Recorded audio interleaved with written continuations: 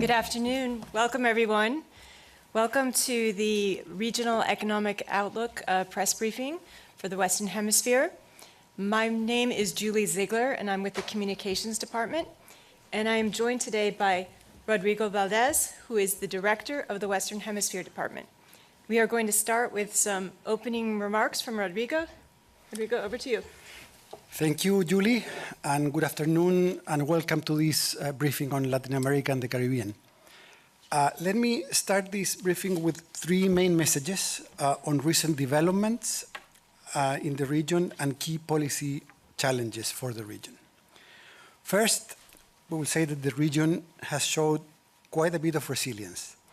The rebound from the pandemic has been stronger than previously expected.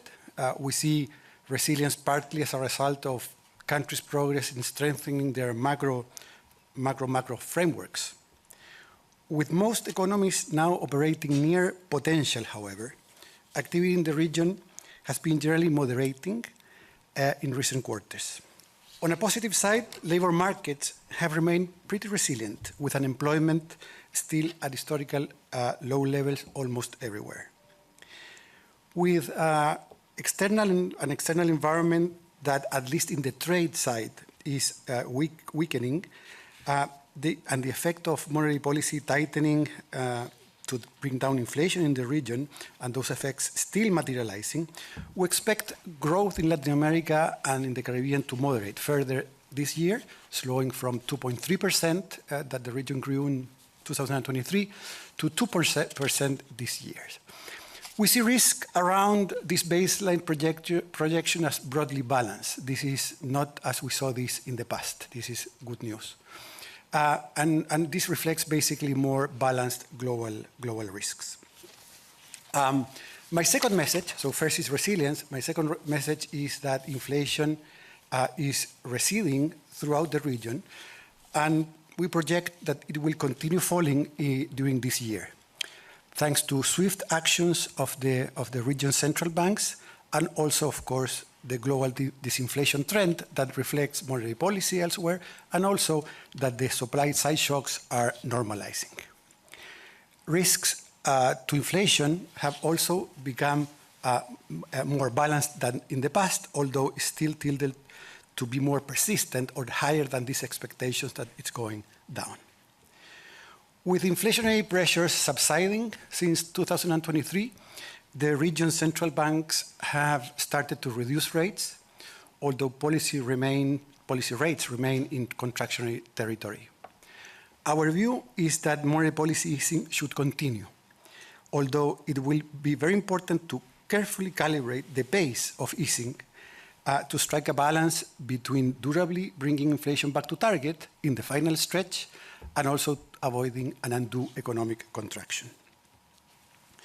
On the other hand, with public debt at high levels, we think that fiscal policy should focus decisively on rebuilding policy space. This is not very different from the message we have for many regions in the world, but this applies especially to our region. As we highlighted in the past, most countries in the region have withdrawn the pandemic-related fiscal stimulus and have ambitious plans to strengthen policy finances. However, we have high debt from before the pandemic. In the period where commodity prices declined, countries took some time to adjust to that, and before the pandemic, we already had high debt. And today, we see that risks of slippages are increasing as consolidation plans are being postponed. Faster consolidation is needed to put public debt on a stronger footing. Timely fiscal tightening will also allow for faster normalization of the monetary policy mix. For macro, you need to think of both together, the policy mix. Moreover, to be durable, fiscal adjustment will need to include revenue mobilization to protect key social spending. Maintaining social cohesion should be a centerpiece of a fiscal consolidation plan, given the region's high still levels of poverty and inequality. However, fiscal consolidation is not the only task, the only thing that is urgent. It's important to macroeconomic stability, but For social challenges, we also need to grow. And this is my third message. It's urgent to take action to raise potential output growth. The region's medium-term growth is projected to average about 2% in the next few years, and this is well below the growth rates of peer economies in other regions. It would be important for countries to identify structural reforms with high growth payoffs and work hard on building the consensus at the political level to implement them durably and inclusively. For most countries in the region, boosting growth will require strengthening governance, improve the business environment, and to raise the historical low investment levels. Comprehensive and well-sequenced climate change strategies will also boost growth, including by investing in green minerals abundant in the region and in energy sectors. Reforms should also focus on raising participation rates amid a slowing population growth and aging, including tackling gender gaps. This is a new topic for the region. In the past, basically, labor was growing because of different reasons. Right now, we are facing something that the developed world faced some time ago. And here, of course, women participation in the labor force is critical. Also, reducing informality and fostering firm growth to facilitate the reallocation of resources to high productivity endeavors should be part of a comprehensive reform agenda. And as we have emphasized recently in our previous round in Marrakesh, reducing crime and violence that is a serious problem in the region would also have substantial socioeconomic gains. Let me finish these introductory remarks by saying that while many countries in the region have shown strong macro frameworks and managed their economies very well in recent years, some others face significant macroeconomic imbalances and stabilization challenges. These countries need to implement stronger policies to put their economies on a sustainable path. We stand ready to help to support all countries in the region through our policy advice, capacity development, and financial assistance. With this, let's go back to Julie and take your questions. Thank you. Thank you. Thank you, Rodrigo. So before we take questions, I just want to go through a couple of housekeeping items. We are going to take questions both in the room and online. If you are online, please make sure your camera is on before we go to you. And then also, could you please state your name as well as your organization? And let's start, since you just gave a nice overview of the region, I wanted to ask, does anyone have any questions on the region before we go to country-specific questions? Is it on the region? Yes. Okay, go ahead.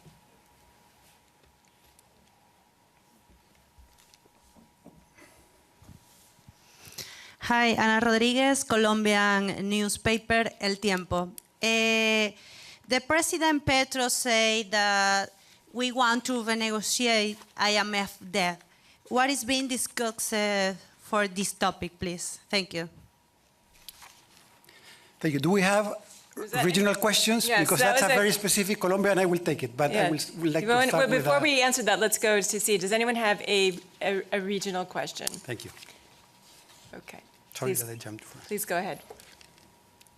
I have one question regional and one from Mexico. Yeah. And one from Mexico. I don't know if I can take another. Send both, and Send both. we will. Okay, the first one is about remittances. I want to know if you are Sorry, could you your state outlook. your name and I'm sorry, I'm Yolanda Morales from El Economista in Mexico.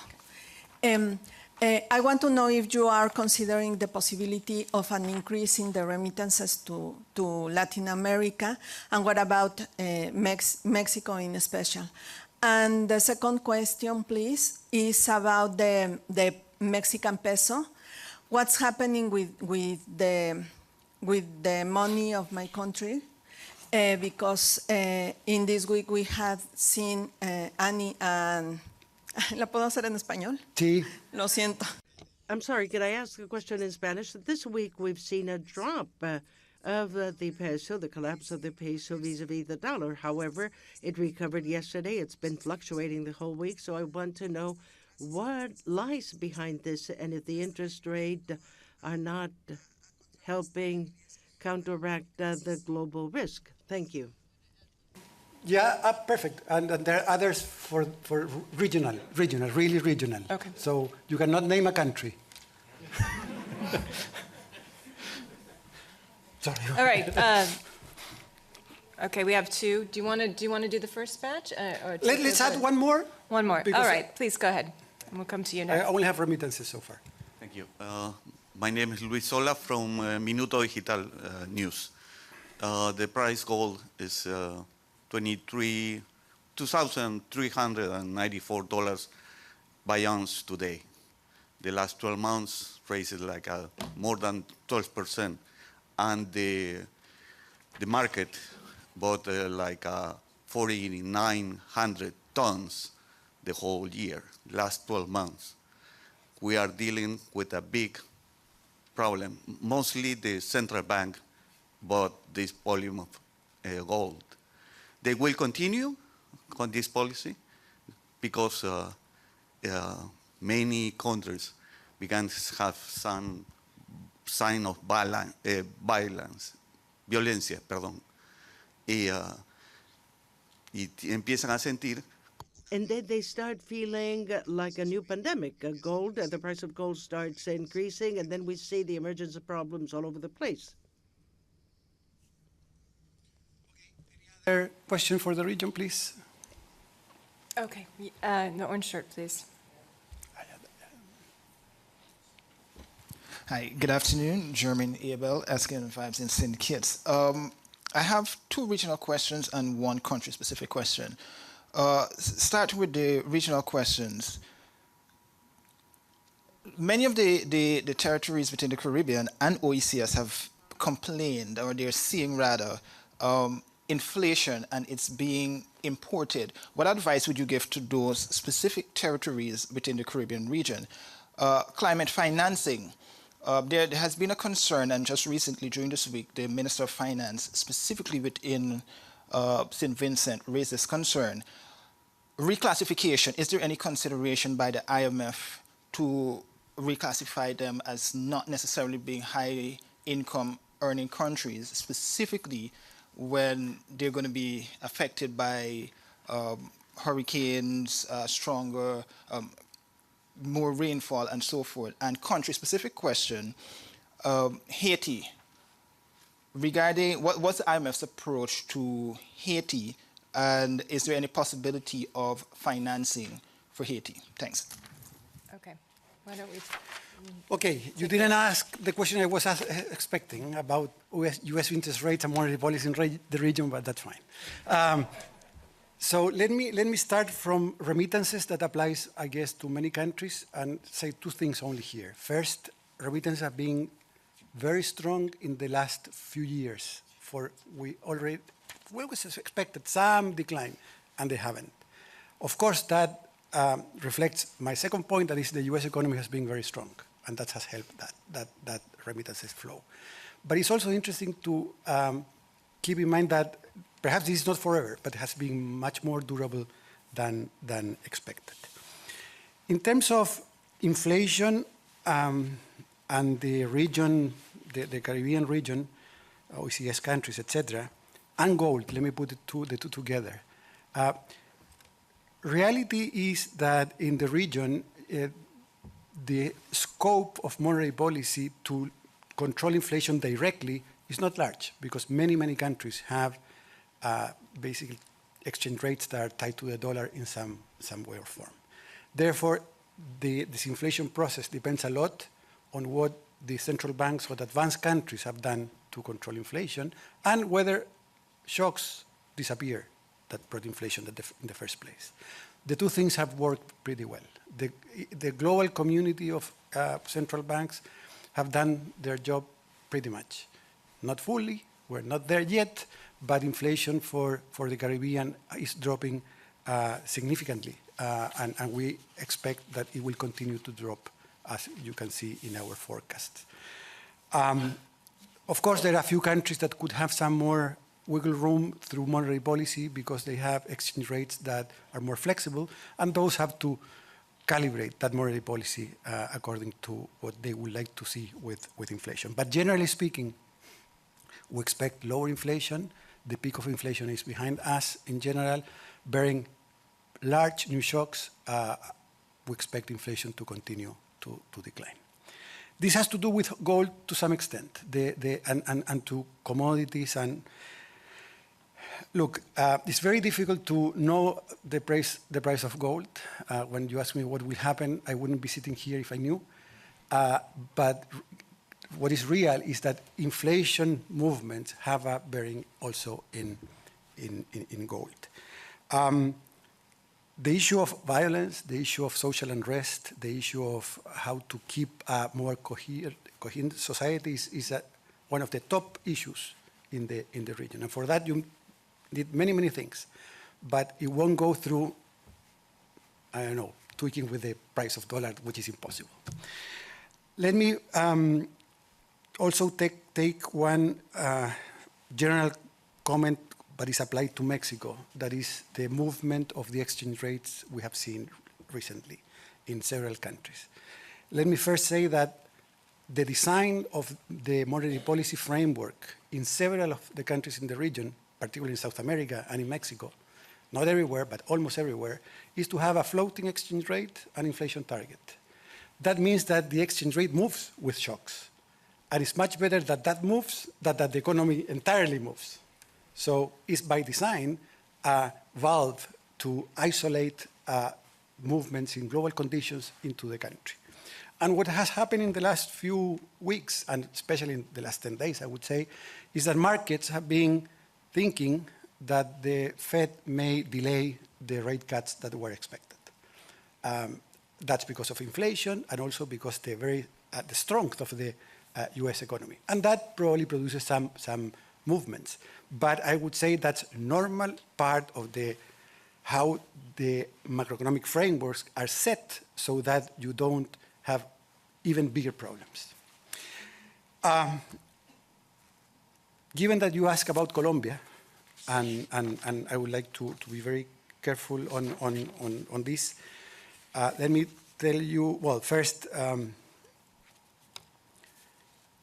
as the minister clarified earlier today in his statement, the authorities conveyed to us, to the team, to Western Hem, that they will continue their long-standing plan to meet the repayment obligations to the fund as scheduled initially from their drawing of the FCL in 2020. They had already programmed these repayments in the budget for this and next year, and there's no discussion about any other plan. Separately, probably you know that the authorities have also reiterated their request of a new FCL for purely precautionary purposes as additional insurance against tail risk that could appear. That is expected to be considered by the IMF board in the coming weeks. Thank you. So we had some questions on the Caribbean about the facilities, climate financing being reclassified. And I'm going to throw in another question on the region as well, the Caribbean, from Claire Jones at Financial Times, asking if you could comment on the good performance of the Caribbean region and what are the drivers. Perfect. Well, the Caribbean region has done, as the rest, pretty well in the last few years. If you would have put the shocks that were coming 5 years ago in the future, I would have been very worried. And reality is that the economy is recovered. The Caribbean region went back to activity levels pre-COVID. Some countries are growing faster than others. Particularly to notice Guyana, very strong growth. But there are others too, no? The group of countries that are more tourism dependent rebounded very quickly and are normalizing. And the following message is valid for all countries in the region. We're going back to normal growth. If we want more growth, what is needed is to work through the underpinnings of long-term growth with reforms of different types. And that's critical as a message for the Caribbean too. By the way, on the Caribbean, that I didn't mention the issue of access. There are no plans to change our definitions of which country is either, which is not one, who has concessional lending, etc. Those are rules that are given. But we understand that there is an interesting discussion about other measures of vulnerability. Now, there is no consensus on that, so really is discussion ongoing. And very importantly, we're pretty flexible when we design programs. When we design programs, we take into account vulnerability. And part of our advice to the region, to the Caribbean region, is given the effect of natural disasters that happen there in terms of how often and how big, it's very important to have physical space to tackle that in preparation. So this measure of this recommendation of fiscal restraint in the short run to build up space, to build up buffers, applies squarely also to the Caribbean. Okay, let's have another round of questions. Okay, all right. Yes, there. Yes, thank you. Rafael Matus from La Nación, Argentina. Rodrigo, on the Argentina economy and the program, the government has been pretty effective in bringing down the fiscal deficit, but at the same time, they're lowering interest rates, which seems at odds with the idea of a stabilization plan. And we're hearing more often from economists warnings about the exchange rate, that it's falling behind. I was hoping you could comment on whether you still think that, or whether you think at all, that the program, the government program is consistent with a stabilization plan, and if not, what needs to be done to make the plan consistent? Thanks. Okay, do we have any other questions on Argentina while we're on the topic? Okay. Thank you. Paula Lugones, Clarín, Argentina.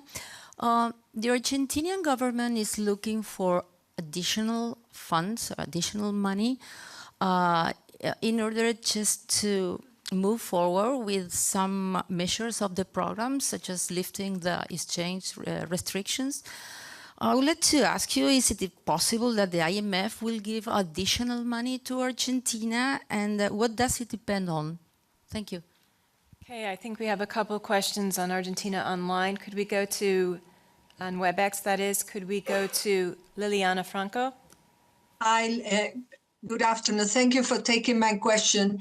I will follow the question of my colleague from La Nación. In recent months, the exchange rate has been appreciated in Argentina. Does the IMF consider that the current level is in equilibrium? What is the IMF recommendation for managing exchange rate policy in the short terms? And if I may, the second question is, what are you suggesting to the government for the second phase of the stabilization plan? I mean, what nominal anchor? Thank you.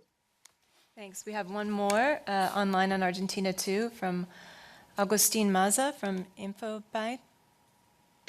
Hi, my question is the exit from the capital controls in Argentina is a necessary condition for GDP to grow 5% in 2025?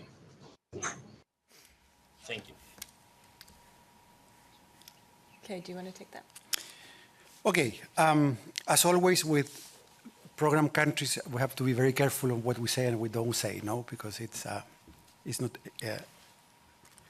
it's important. Anyway, let me start by recognizing what you at the beginning mentioned, no, that the Authority Stabilization Plan has yielded better results that we anticipated, that we had in our last review of the program.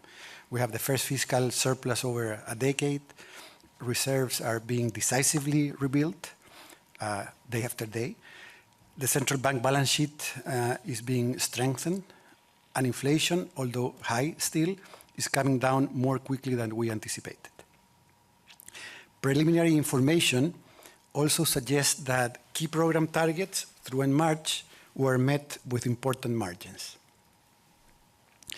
These days, we are in active discussions with authorities. As you know, the first managing deputy manager of the fund, Gita Gopinath, and I were both in separate trips in Buenos Aires over the past few weeks, and the team was there too.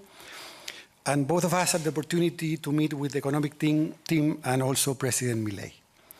Though discussions have, as I mentioned, continued at the margins of the spring meetings. To build on the progress that the country has made so far, we're working to complete the 8th review of the existing FAMP-supported program. Our discussions have focused on policies to improve the quality and durability of the fiscal adjustment that has been well known by everybody, and also how to best to adjust central bank policies to continue to reduce inflation and rebuild reserves. I was asked about FX controls. Of course, any unwinding of controls will need to be carefully considered, taking into account the extent of the imbalances that still the economy has, the reserve buffers that we have to build, and to strengthen the policy framework. On FX controls, let me tell you that it's not one. It's a suite of different measures that have to be revised. Some of them are pretty important for growth. Others are less important for growth. It's not trivial, the sequencing on how to revise those, and we are discussing actively with the authorities what will be alternative and better paths. Finally, on the question regarding the equilibrium real exchange rate, as you know, this is a very difficult exercise everywhere. The one sort of data or number that is not in the tables of any Article 4 going forward is the real effective exchange rate in surveillance, in programs, etc., because it's difficult. But what I can say is that it's critical that at the end, policies have to be consistent, and that includes the level of the real effective exchange rate, although it's a result, not a policy, to be durably safeguard stability and reserve accumulation. Let me stop there on Argentina. As soon as we have more information, we will share it. Okay, we are going to shift gears and go to Mexico. We have a question online from Silvia Rodriguez from Forbes, Mexico. Could you elaborate on your assessment of my country's economic performance and the most pressing risks it faces? And I believe we had another question on Mexico. Yolanda, we answered that already. Okay.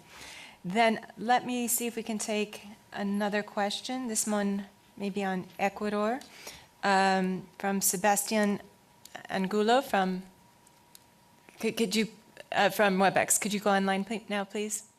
Good afternoon. Can you hear me? Yes. Good afternoon, Mr. Valdez and Julie. Thank you for the opportunity. My questions are: how are the negotiations with Ecuador going? Minister Vega said that they are close to reaching an agreement at the personal level in the coming days.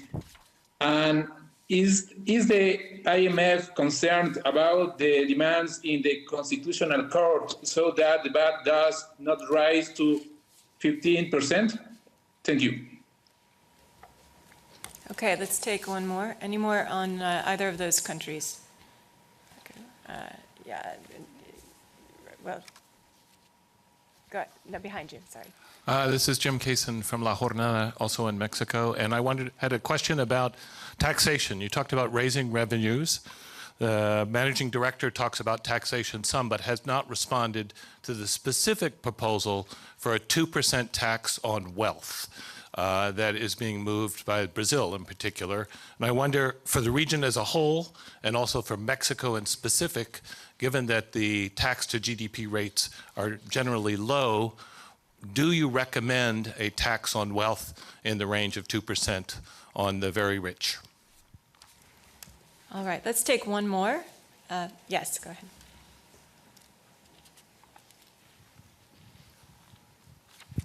Thank you.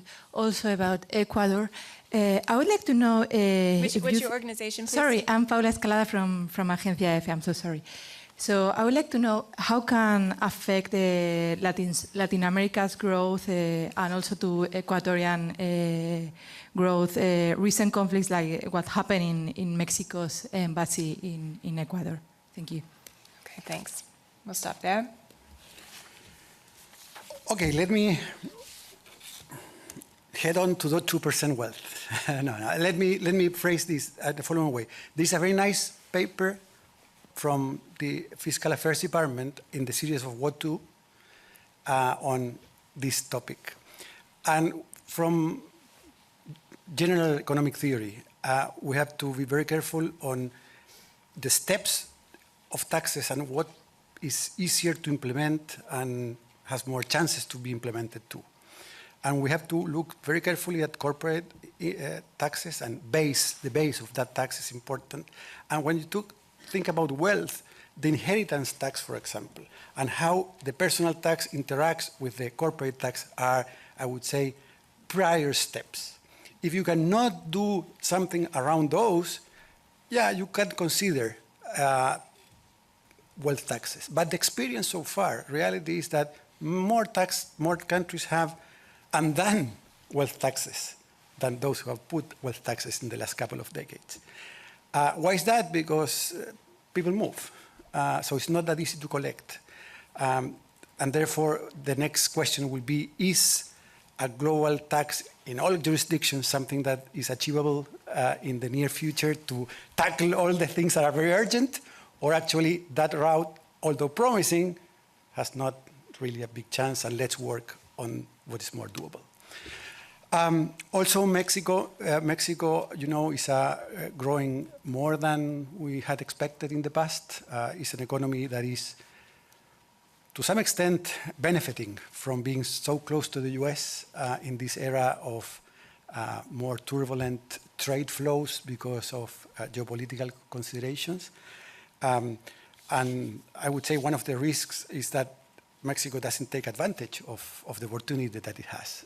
It has been taking advantage, but more remains to be done, as you have seen in our Article 4 reports on the bottlenecks that the economy has, for example, in energy and other infrastructure.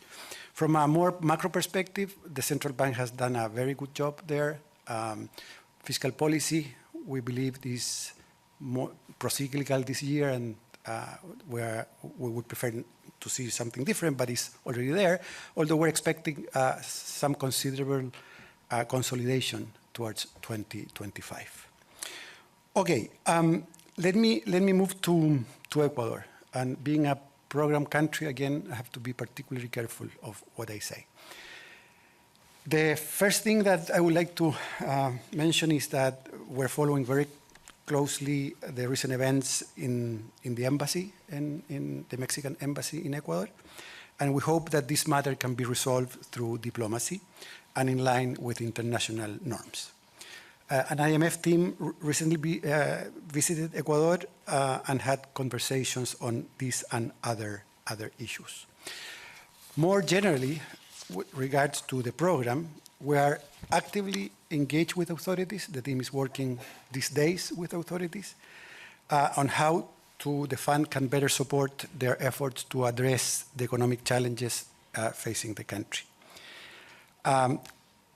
Conversations with authorities during the ongoing spring meetings are happening, as I mentioned, and we're making good progress in the program negotiations and will inform in due course about the outcome of those discussions. Thank you.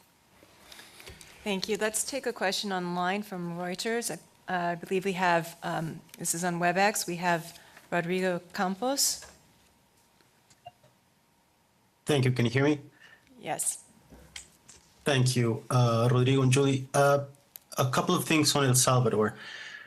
Are negotiations there still happening, and can you give us details of the timeline and the amount that is being discussed? Is the fund requesting that the government remove Bitcoin's legal status as part of those negotiations?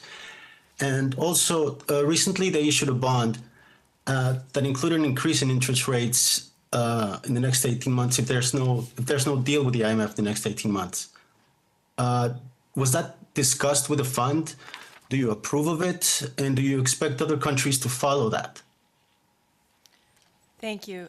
We are getting low on time. I'm going to take one more question from the room and one more question from the online. Let's go online first to also another Rodrigo Cardenas, please.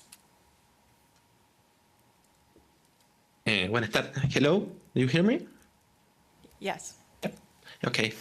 Good afternoon, Rodrigo. You already talked about how the crime is an issue in Latin America. You wrote a study about it a few months ago, but I was centrally, especially in Chile, because we have seen a sharp increase in crime and organized crime in Chile. How much will this affect the country as an investment destination and in the medium and the long-term growth of the Chilean economy? And the second question is that your growth projection for this year is at the bottom of the range estimated by the Central Bank in Chile and lower than the Ministry of Finance in Chile have. What is that? Thank you. Okay, for the room, please go ahead.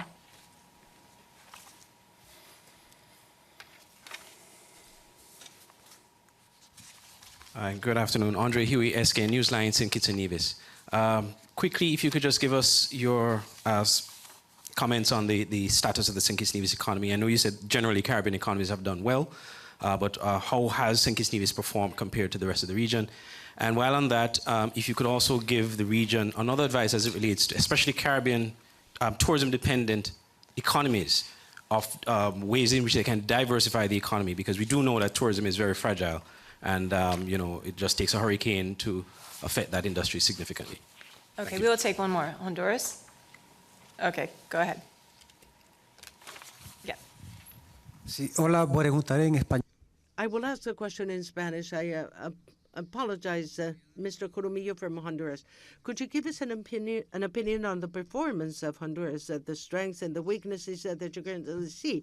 How do you consider the level of reserve of the country, the buffers of the country? What would you recommend in fiscal terms? Thank you. If I remember correctly, we have El Salvador, Chile, St. Kitts and Honduras, but I didn't mention Haiti before, and that was a mistake. So let me start from the question on Haiti.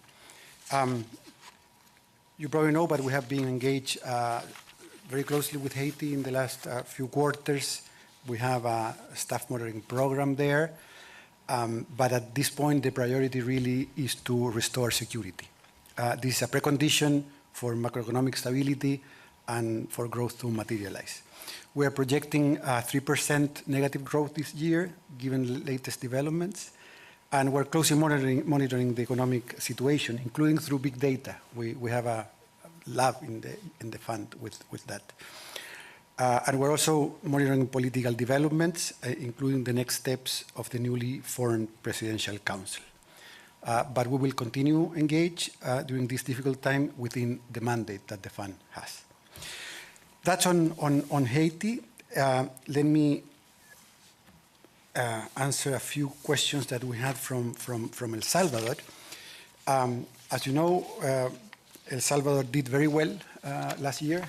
Growth was higher than expected. The fiscal results were better than expected. And we continue in the conversations with them for a fund-supported program. We would like to see really, I mean, the implementations of several recommendations we have done in the past. You have seen them probably, but the composition and the needed fiscal consolidation is one aspect. Reforms to boost productivity and especially economic governance are important. And as you mentioned also, the Bitcoin is a part of the discussion. For us, it's very important to have measures to address the risk arising from the legal status of Bitcoin. And we will continue discussions in the near future. It was good to see the authorities here, and we'll probably have much more to discuss in the coming weeks. In terms of the bond that Salvador issued, I can say that we were not consulted and we haven't endorsed that operation. That is an operation between the country and the private sector. Okay, let me move to Chile. It's true that crime in Chile is top mind for everybody, and the same happens in many, many countries in the region. But I have to say that some types of crime have increased in Chile, some others not. and importantly, is much more lower still than in the rest of LATAM average. We have seen in the data, and we have done some work showing that in general security weakness are detrimental to growth, and therefore it's important to invest on that. There is an annex in the last Rio. Well, having said that, Chile has the opportunity to benefit from many things: global green transition. It has copper too, that is very important for the electricity of the world. We see very importantly how to tackle the regulatory and procedural barriers to facilitate such investment, and we see with good eyes what authorities are doing in Congress to trying to update the permitting processes in Chile. With respect to the issue of forecasts, here it's important always to look at the WIO forecast as a photograph that is not as timely as others because we closed our forecast some time ago. So in particular, in the case of Chile, the forecast of 2% against 2.5% that, for example, authorities have today doesn't include the February GDP numbers that were stronger than expected. So we have clearly risk to have revisions to the upside. Let me move to St. Kitts. In particular, St. Kitts have been growing very well. We expect that the economy will continue to grow by 3% on average in the medium run. 3% medium run is higher than the average of the region. There is only 2%. That's our call for potential growth enhancing reforms. And in the case of St. Kitts specifically, we think that it's very important to continue advancing in the transition to renewable energy, to increase capital expenditure in water infrastructure and climate adaptation, also to better target current expenditures. And finally, we have put emphasis on tax reform and revenue mobilization to reduce reliance on citizenship by investment, which is a welcome income source, but we cannot bet that it's forever there. Honduras, I guess, is my last question.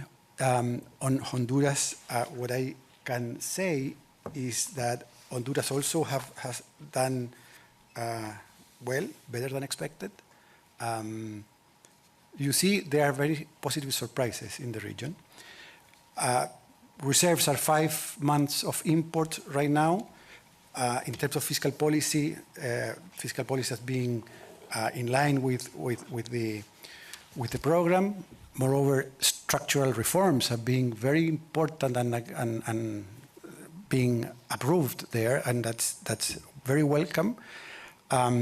In the fiscal side, going back to fiscal, we would like to see some tweaking with the quality of fiscal policy in general. Sometimes we want more investment and less expenditures in other items. But overall, the economy is well, and we are, of course, in close contact with the authorities. Thank you. Thank you, Rodrigo. Would you like to make any last word? Oh, yeah. Thank you for... Look, we will launch a book, so perhaps you are interested in knowing about that book. That book, it's entitled Climate Change, Challenges and Opportunities in Latin America and the Caribbean. The editors are fun staff, Ana Ivanova, Julie Kosak, and Sonia Munoz. Julie, you know, is the head of COM right now, used to work in Western Hem.